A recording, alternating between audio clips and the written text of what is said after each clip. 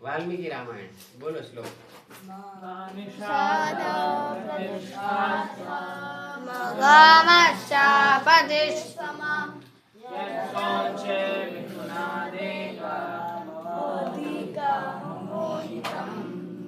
वाल्मीकि रामायण बालकांड बीजो सर्ग श्लोक 83। ततोऽग्निवचनात् सीतां ज्ञात्वा विगतकल्मषां कर्मणा तेन महता त्रैलोक्यं सचराचरम्।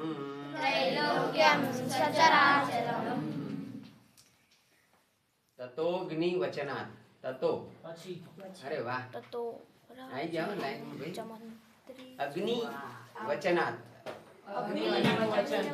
अग्निना वचन પછી વચનાत् રામાत् અગ્નિના વચનથી વૃક્ષાत् વૃક્ષાत् ફલમ પતતિ વૃક્ષમાંથી ફળ આપે છે।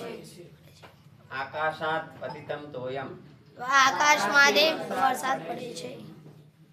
અગ્નિવચનાत् અગ્નિના વચનથી સીતામ જ્ઞાત્વા સીતાને શાબાશ સીતામ એટલે સીતાને રામને ઓજસને કીર્તનને જ્ઞાત્વા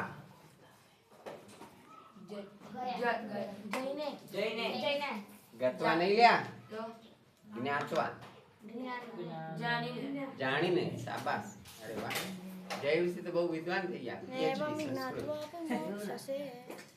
જાણીને સીતાને એમણે જાણીને સીતાને શું જાણ્યા વિગત કર્મશામ એમની અંદર કોઈ દોષ નથી એવું જાણીને કર્મણા તેન મહતા ત્રૈલોક્યમ સચરાચરમ એમણે જાણીને દેવતાઓ અને ઋષિઓએ અને રામને અને આખા ત્રિભુવનને સંતોષ થયો કે સીતા નિષ્કલંક છે નિષ્પાક છે। ભલે રાવણ એને લઈ ગયો પણ રાવણ સીતાજીને એક આંગળી પણ અડાડી શક્યો નહીં એટલે સીતા નિષ્કલંક છે। આવી રીતનું સીતામ જ્ઞાત્વા અને કોનાથી જાણ્યું આવું